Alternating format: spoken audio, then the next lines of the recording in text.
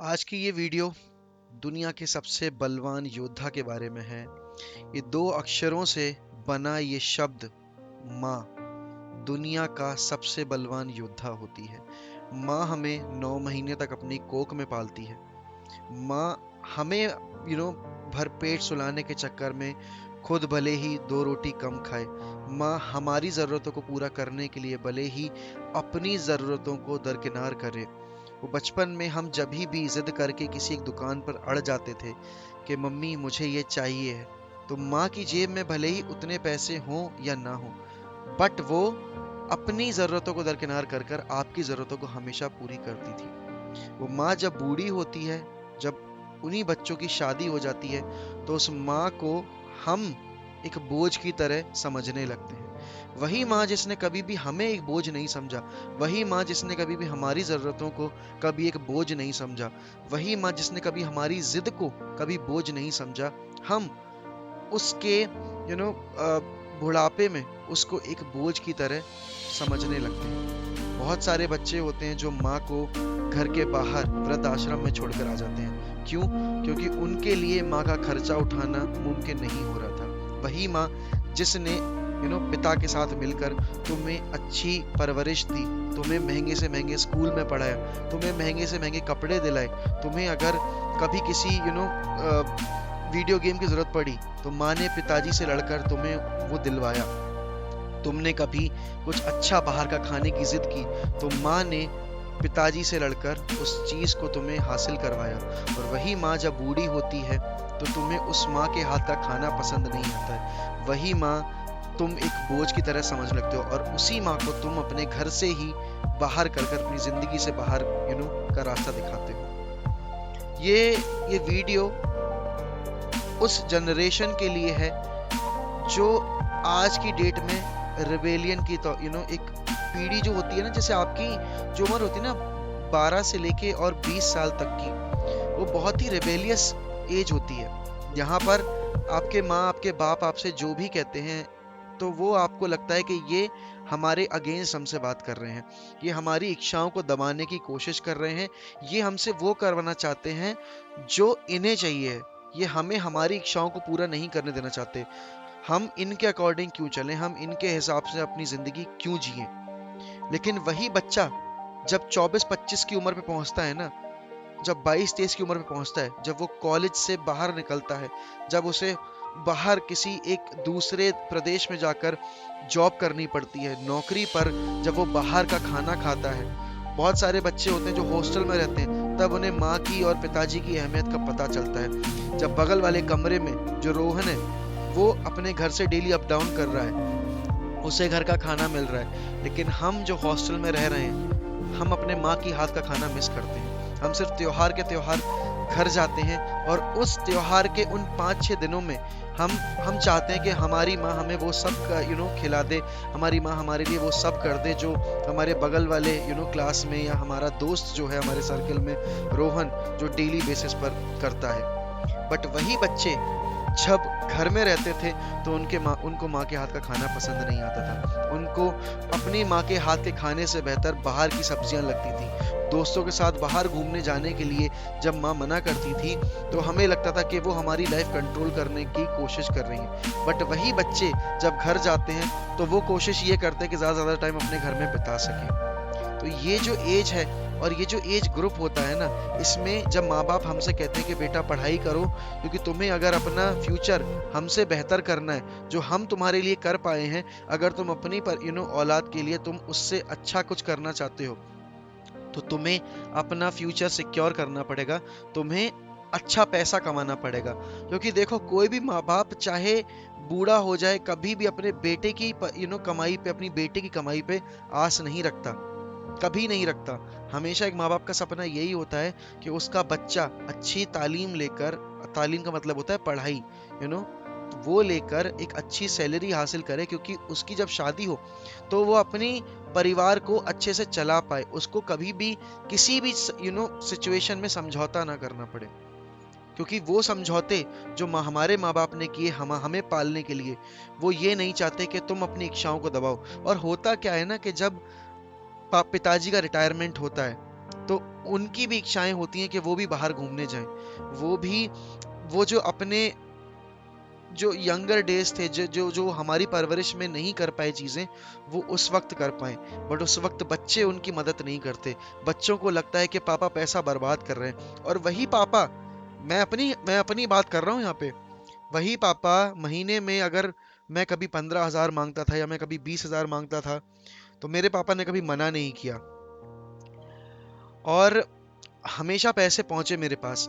भले ही मैंने महीने में 20 मांगे हों, 25 मांगे, जब मैं कॉलेज में था, मेरे पिताजी ने हमेशा इस बात का ध्यान रखा कि मेरा बच्चा बाहर पढ़ रहा है और मेरे बच्चे पे कभी पैसे की कमी नहीं होनी चाहिए।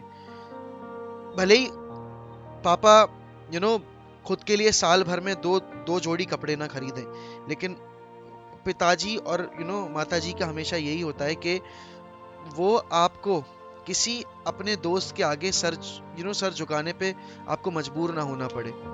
तो मेरा हाथ जोड़ से आप लोगों से विनती है, क्योंकि मैं ना, आज ये वीडियो बनाने का मकसद मेरा ये था, क्योंकि आज मैं बाजार में था अभी, और वहाँ पर मेरी उम्र का बच्चा अपनी माँ पर चिल्ला रहा था और फिर मुझे समझ में आया कि मैं भी तो यही करता हूँ। जब मुझे गुस्सा आता है, जब मैं अपने ऑफिस लाइफ में परेशान होता हूँ, तो मैं मम्मी पे झुंझुलाहट निकाल देता हूँ, क्योंकि वही एक इंसान है हमारी ज़िंदगी में, जो हमारा अच्छा सुन लेती है, हमारा बुरा सुन लेती है, बट फिर भी हमारे लिए हमेशा खड़ी रहती है।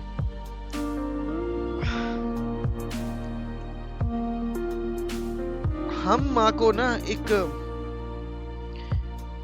एक ऑब्जेक्ट की तरह यूज़ करते हैं, हम माँ को एक सीडी की तरह यूज़ करते हैं। जब हमें पापा से कुछ चीज़ चाहिए होती है तो हम माँ के आगे आंसू बहा देते हैं, माँ पिघल जाती है, माँ पापा से लड़ाई करती है, माँ हमें वो चीज़ दिलवा देती है।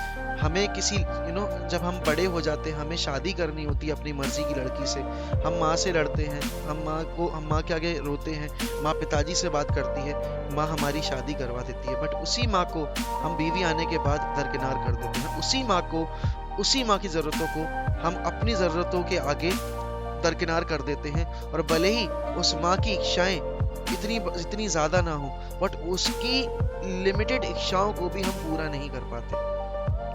बच्चे को 9 महीने तक कोख में रखने के बाद भी माँ जिंदगी भर बच्चे का दर्द बांटती है, बट बच्चा कभी माँ का दर्द नहीं बांटता, और ये एक कड़वी सच्चाई है। माँ के आगे हम कभी भी खुद को कमजोर साबित कर सकते हैं। जो हम दुनिया में नहीं बन सकते, वो हम माँ के आगे बन के दिखा सकते हैं कमजोर, क्योंकि हमें पता है माँ हमें उठा के वापस से हमें शक्ति देगी। हम जब छोटे होते हैं, चाहे हम कितने भी बड़े हो जाएं, माँ को हक है कि हमें डांट सकती है, माँ को हक है कि वो हमें मार सकती है। हमें जब चोट लगती है, हमारे मुंह से पहला शब्द क्या निकलता है? माँ, मम्मी, अम्मी, आई। लेकिन वही माँ जब बूढ़ी हो जाती है, उसके हाथ पैर चलना बंद कर जाते हैं, जब उसकी आवाज निकलना बंद कर जाती है, तो उस माँ को हम वृद्धाश्रम में छोड़ आते हैं। उस माँ को हम अपनी जिंदगी में रखना नहीं चाहते। ये सच्चाई है। और ये मैं अभी इस वक्त बहुत ज्यादा इमोशनल हूँ बोलते हुए, क्योंकि कोविड के दौरान ना बहुत सारे परिवारों ने, बहुत सारे बच्चों ने अपनी माँ खो दी। 2-2, 3-3 साल के बच्चों ने अपनी माँ खो दी, और माँ की अहमियत जिंदगी में शायद अभी आपको समझ में ना आए, लेकिन जब आप बड़े हो जाओगे, जब आप बाहर रहोगे, जब आप माँ के हाथ के खाने के लिए तरसोगे, माँ के एक स्पर्श के लिए तरसोगे, तब आपको माँ की अहमियत समझ में आएगी।